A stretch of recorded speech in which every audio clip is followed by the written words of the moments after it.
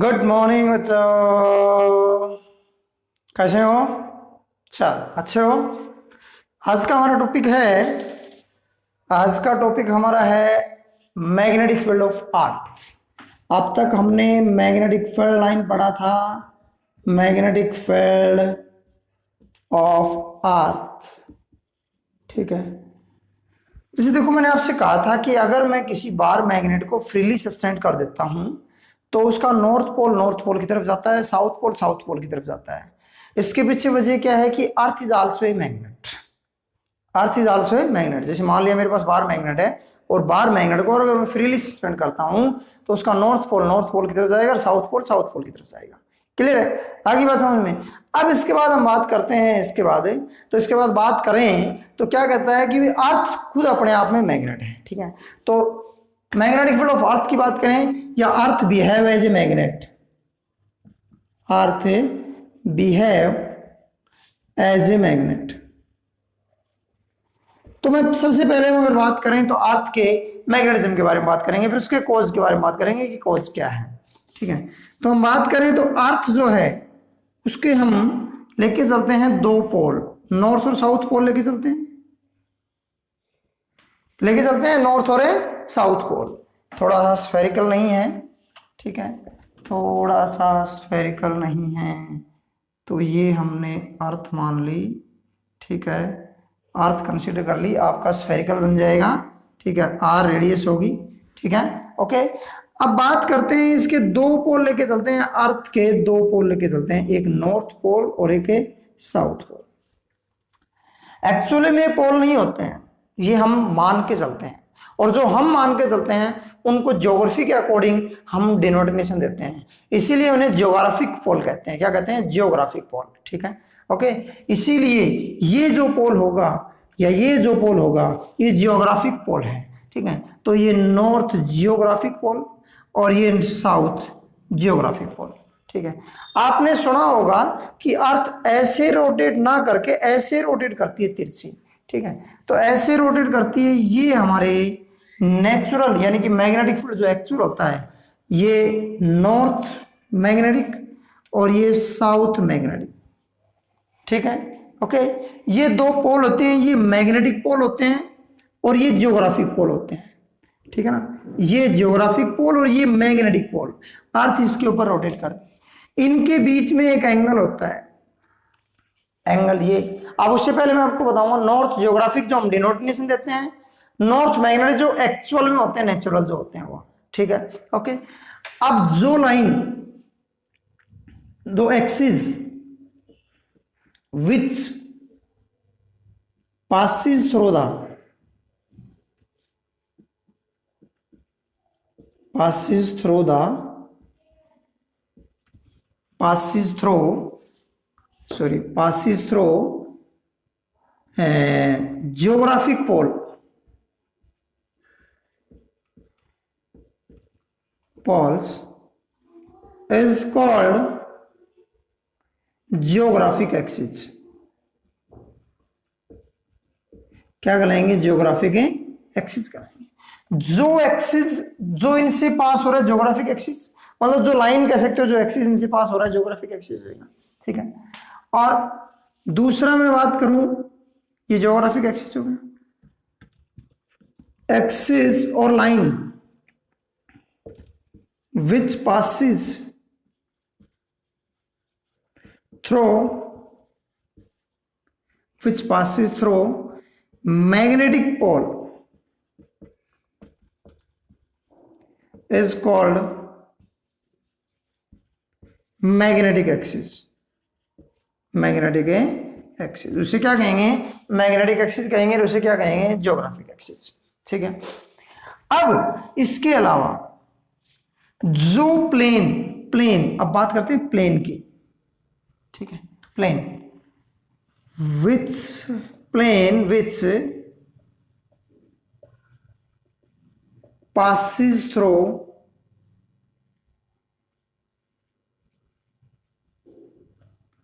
geographic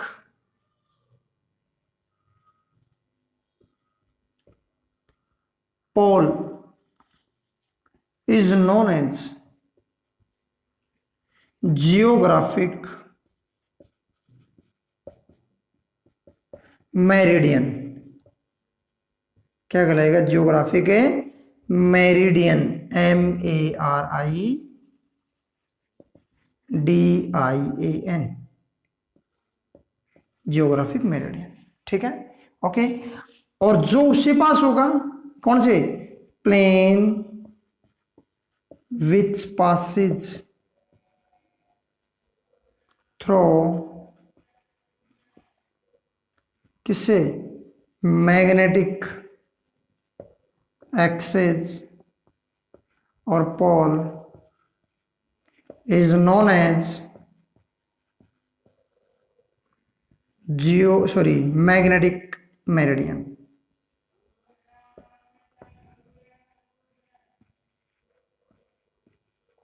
magnetic meridian मतलब जो उनसे पास होगा वो तो ज्योग्राफिक मेरिडियन कहलाएगा, जो उनसे पास होगा वो मैग्नेटिक मेरिडियन। अब बात करते हैं, यहां पर एक एंगल बनता है। ठीक है, क्या बनता है? एंगल बनता है, angle between geographic axis and magnetic axis. ठीक है, ओके, जिसे हम क्या कहते हैं? Angle of declination. क्या कहते हैं? एंगल ऑफ डिक्लिनेशन कहते हैं। क्या कहते हैं? Angle of declination, angle of declination. ठीक है, और ये होता है हमारा 15 डिग्री। कितना होता है? 15 डिग्री होता है, 15 डिग्री होता है। और जब हम इस एक्सिस से यहां से जाए ना, ये इन दोनों के बीच की दूरी तय करें on the earth surface, earth surface की बात करते हैं, अर्थ सरफेस की। ठीक है, तो ये जो डिस्टेंस है ना, ये डिस्टेंस बहुत कम है, ज्यादा नहीं है, 2000 किलोमीटर के आसपास, 2000 किलोमीटर के आसपास। क्लियर है? आगे बात समझ में? ओके, ये था अर्थ। अब बात आती है कि अर्थ तो जो है वो मैग्नेट की तरह बिहेव कर रही है। ठीक है, अर्थ के हम बात करें तो ये इक्वेटर होते हैं और ये पोल्स होते हैं। यहाँ पर हम बात करें, यहाँ पर मैग्नेटिक इफेक्ट मिनिमम होता है और यहाँ पर मैग्नेटिक इफेक्ट क्या होता है? मैक्सिमम होता है। ये जो एक्चुअल यहाँ मैक्सिमम होता है और यहाँ मिनिमम होता है। ठीक है, ओके, इक्वेटर्स पर मैग्नेटिक इफेक्ट कम मिलेगा और पोल्स पर मैग्नेटिक इफेक्ट ज्यादा मिलेगा। ठीक है, ओके। अब बात करते हैं cause of the earth magnetism, मतलब इसके पीछे क्या कारण है कि अर्थ जो है वो मैग्नेट की तरह बिहेव करती है। अर्थ जो है मैग्नेट की तरह बिहेव करती है। Cause of the earth magnetism,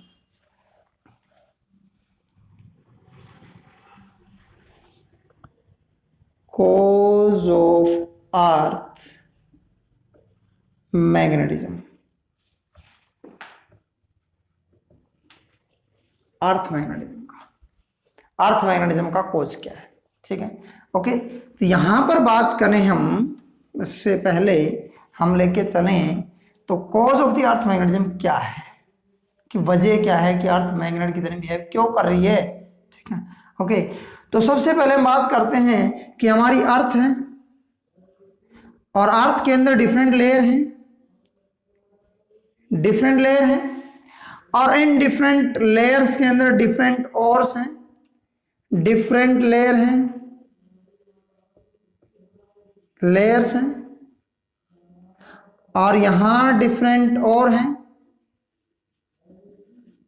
ठीक है, और जब अर्थ रोटेट करती है, अर्थ क्या करती है? रोटेट या अपने एक्सिस पर रिवॉल्व करती है। ठीक है, तो ये भी मूव करती हैं, और भी क्या करती हैं? मूव करती हैं। जब मूव करती हैं तो इनकी लेयर्स के अंदर फ्रिक्शन डेवलप होता है। क्या डेवलप होता है? फ्रिक्शन। और उसी फ्रिक्शन के कारण क्या होता है? चार्ज डेवलप होता है और वो चार्ज मैग्नेटिज्म को डेवलप करता है। किसको डेवलप करता है? मैग्नेटिज्म को। ठीक है, ओके। जैसे चार्ज मूव करेगा तो आपने पढ़ा था कि उसके चारों तरफ मैग्नेटिक फील्ड डेवलप होगा। तो अर्थ तो मूव कर ही रही है, तो चार्ज भी मूव करेगा, डेवलप होने के बाद चार्ज मूव करेगा, तो चार्ज मूव करेगा तो फील्ड डेवलप होगा, कौन सा, मैग्नेटिक फील्ड। तो वो मैग्नेटिक फील्ड को डेवलप करती है, वहां पर फील्ड डेवलप करता है इनर कोर के अंदर, इनर कोर्स में मैग्नेटिक फील्ड डेवलप होता है मैग्नेटिक फील्ड। चलो ये तो इनर कोर में हो गया, ठीक है। इसी प्रकार से अर्थ के चारों तरफ बहुत सारे पार्टिकल्स हैं, आयंस है ना, डस्ट के रूप में आपको ऑब्जर्व होते हैं, बहुत सारे पार्टिकल्स हैं। जब अर्थ रोटेट करती है, मूव करती है एंगुलर वेलोसिटी में, तो ये भी मूव करते हैं भाई। अर्थ एंगुलर वेलोसिटी के साथ मूव करती है, तो ये पार्टिकल्स भी क्या करते हैं, पार्टिकल भी क्या करेंगे, मूव करेंगे, और मूव करेंगे तो आयनाइज होंगे, क्या होंगे, आयनाइज होंगे, तो फील्ड डेवलप होगा, क्या होगा, फील्ड। अब बाहर और अंदर कहां था ये, आउटर लेयर में, बाहर अर्थ के सरफेस से बाहर और अंदर पार्टिकल्स फील्ड डेवलप कर रहे हैं, वो एक अलाइनमेंट दे देंगे नॉर्थ और साउथ पोल। किसको दे देंगे, नॉर्थ और साउथ पोल। जब पोल डेवलप हो गए तो अर्थ किसकी तरह बिहेव कर रही है, अर्थ की तरह बिहेव कर रही है। समझ में आ गया, cause of the earth magnetism. चलो अब मैंने क्वेश्चन, शुरुआत में क्वेश्चन किया था, उस क्वेश्चन को मैं बात कर रहे हैं कि भाई अर्थ जो है, मैं अगर मेरे पास कोई एक बार मैग्नेट है और उसको मैं फ्रीली सस्पेंड कर देता हूं, ठीक है, तो उसका नॉर्थ पोल की तरफ अट्रैक्ट होगा, और साउथ पोल है साउथ पोल की। जैसे मेरे पास ये बार मैग्नेट है, इसका ये नॉर्थ पोल, ये साउथ पोल, ठीक है, और इसको मैंने फ्रीली सस्पेंड कर दिया। क्या कर दिया, फ्रीली सस्पेंड कर दिया। जब मैंने फ्रीली सस्पेंड किया, इसको फ्रीली सस्पेंड किया,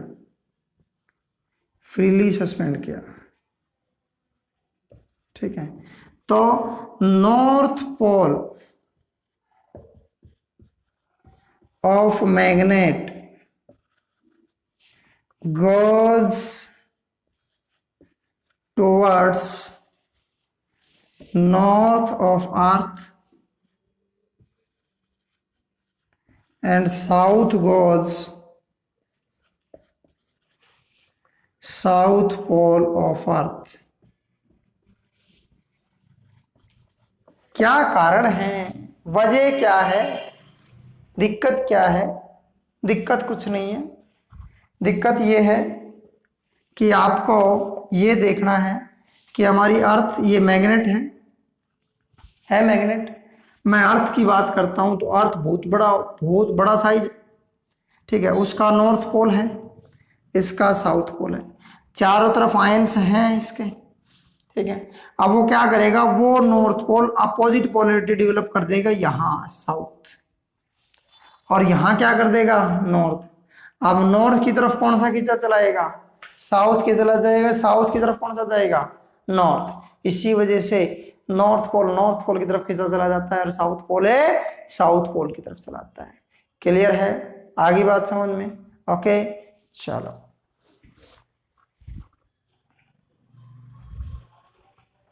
नेक्स्ट हम बात करते हैं मैग्नेटिक मटेरियल्स की।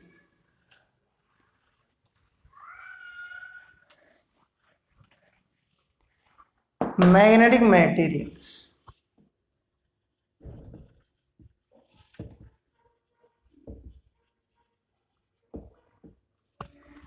हम बात करें तो केमिस्ट्री में तो आपके मटेरियल्स, मैग्नेटिक मटेरियल्स अलग अलग कैटेगराइज हैं। फिजिक्स के अंदर हम बात करते हैं तो मैग्नेटिक मटेरियल्स 3 कैटेगरी में कैटेगराइज हैं, पैरामैग्नेटिक, फेरोमैग्नेटिक और डायमैग्नेटिक, ठीक है।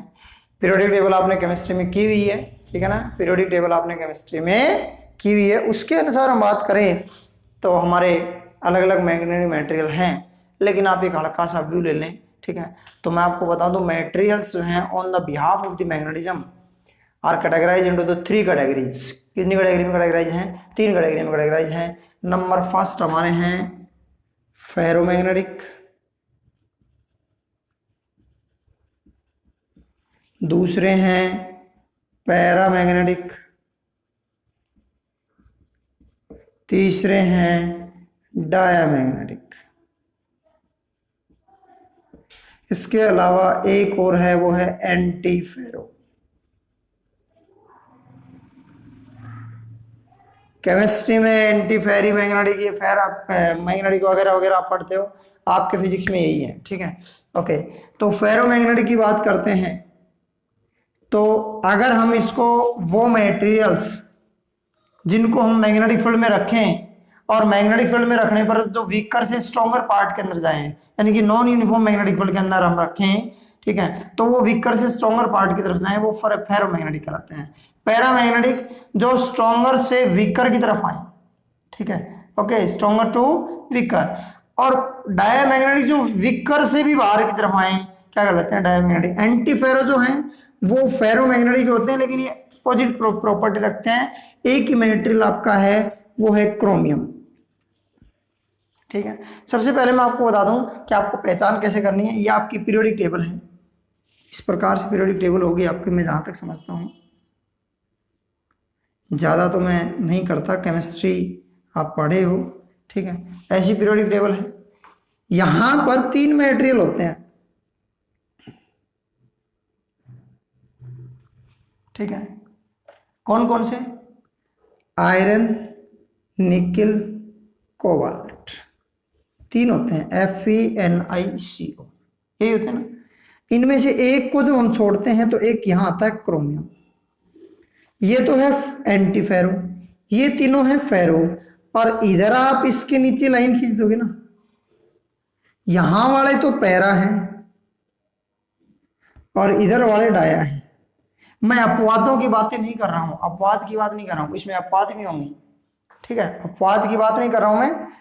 Fe के नीचे, आयरन के नीचे लाइन खींच दोगे, इधर पैरा और इधर डाया, ठीक है। इसमें कुछ अपवाद है, वो अपवाद अलग है, ठीक है ना। तो इधर वाले तो पैरामैग्नेटिक बन जाएंगे, इधर वाले डायमैग्नेटिक। ये 3 बन गए फेरो, और ये क्या बन गया, एंटी फेरो।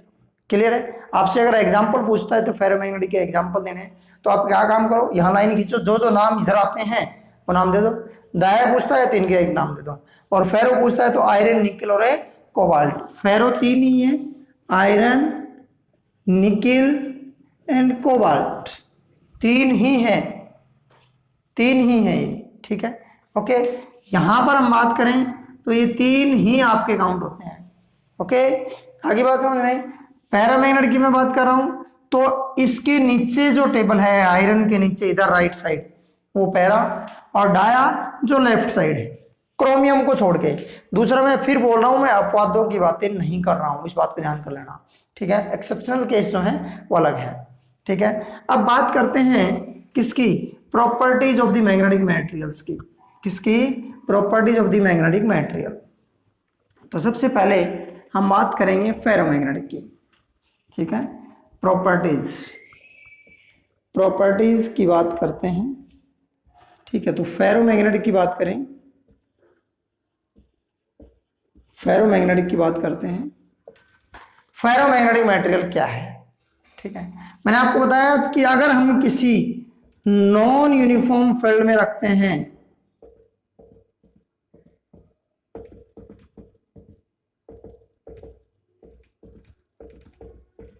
नॉन यूनिफॉर्म फील्ड में रखते हैं, तो वो वीकर टू स्ट्रोंगर पार्ट में जाएगा। इधर वीकर था, to stronger, weaker to stronger जाएगा, पहली प्रॉपर्टी है। नेक्स्ट, ये अगर आप मटेरियल लेते हो, ठीक है, तो जितनी भी फील्ड लाइंस हैं वो सारी पास होंगी, जितनी भी फील्ड लाइंस हैं, ऑल फील्ड लाइंस पास।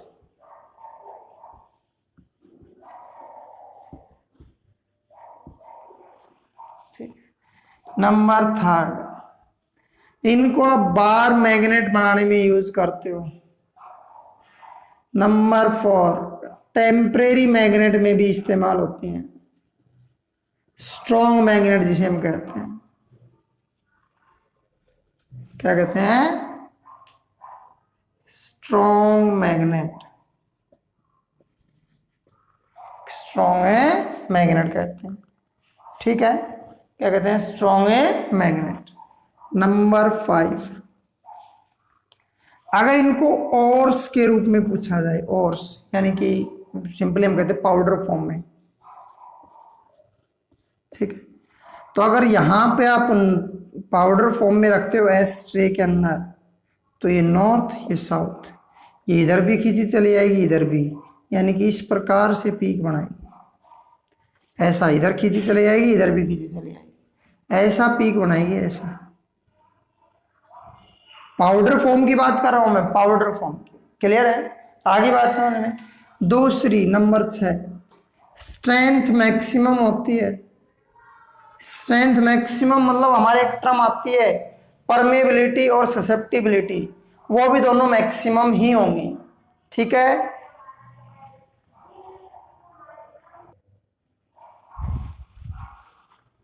तो फील्ड की स्ट्रेंथ यहां पर मैक्सिमम रहेगी, क्लियर है। इसी प्रकार से हम बात करें पैरामैग्नेटिक मटेरियल्स की, तो पैरामैग्नेटिक मटेरियल्स की बात करते हैं, पैरा की, ठीक है।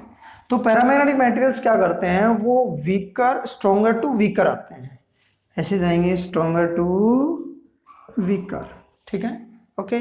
वो वीकर टू स्ट्रोंगर जा सकते हैं, लेकिन वीकली फेबली फेबली मैग्नेटाइज होंगे, ठीक है। हम बात करें फेरोमैग्नेटिक की, अगर उनको मैग्नेटिक फील्ड में रख दिया जाए, ठीक है, मैग्नेटिक फील्ड में, तो वो स्ट्रांगली मैग्नेटाइज हो जाते हैं, ठीक है, ये वीकली मैग्नेटाइज होंगे, ठीक है, ओके। अगर बात करें तो यहां पर सभी field lines, few field lines pass होंगी,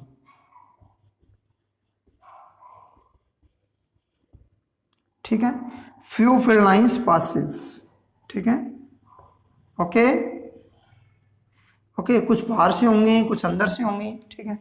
इनको हम बाहर मैग्नेट के रूप में इस्तेमाल नहीं करते, टेम्परेरी मैग्नेट के रूप में इस्तेमाल कर लेते हैं। और इसके अंदर जब जाएंगे तो ये क्या करेंगे, ये ऐसी रिपल्सन शो करेगी, ऐसी, इसके अंदर ऐसी प्रॉपर्टी एक्वायर होगी, दोनों तरफ बराबर, नहीं तो ज्यादा नहीं कम, ओके। आगे बात समझ में, फील्ड स्ट्रेंथ मैक्सिमम नहीं होगी, ठीक है। और जब फेरोमैग्नेटिक की जगह तरह पैरा को हम रखते हैं, तो वो मैग्नेटिक फील्ड में रखते हैं, तो वो स्ट्रांगली मैग्नेटाइज ना होकर के वीकली मैग्नेटाइज होते हैं, क्या होते हैं, वीकली, ओके। नेक्स्ट हम बात करते हैं डायामैग्नेटिक की, किसकी बात करते हैं, डायामैग्नेटिक मटेरियल्स की।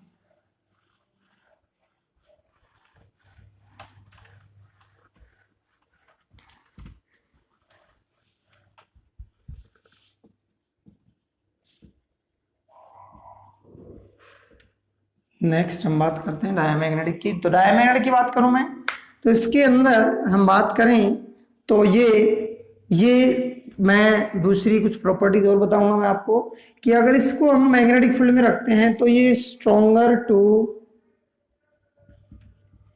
वीकर पार्ट में मूव करता है, ठीक है।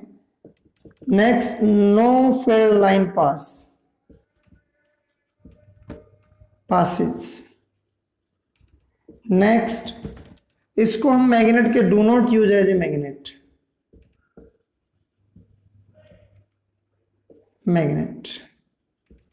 नेक्स्ट, अगर हम पाउडर फॉर्म में रखते हैं,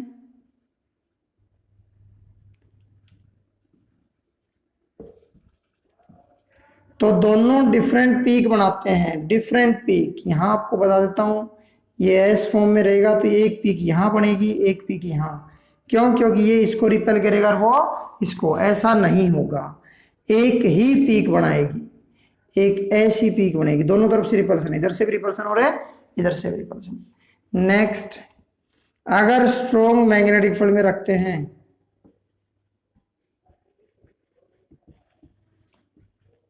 तो उसको रिपेल करेगा, क्या करेगा, रिपेल। एक प्रॉपर्टी और आपकी, सॉरी इसके अंदर से फील्ड लाइंस नहीं होगी, ठीक है। एक प्रॉपर्टी और है कि अगर मैं तीनों मटेरियल्स को, चाहे वो पैरा हो, फेरो हो, डाया हो, अगर मैग्नेटिक फील्ड में रखता हूं इस प्रकार से, तो फेरो तो ऐसे होगा, पैरा ऐसे होगा,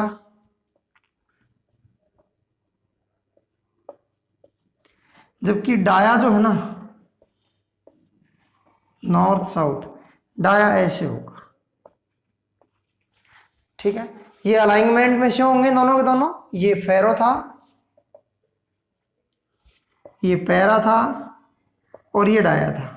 ये परपेंडिकुलरली होगा, क्या होगा, परपेंडिकुलरली। क्लियर है? ओके, चलो।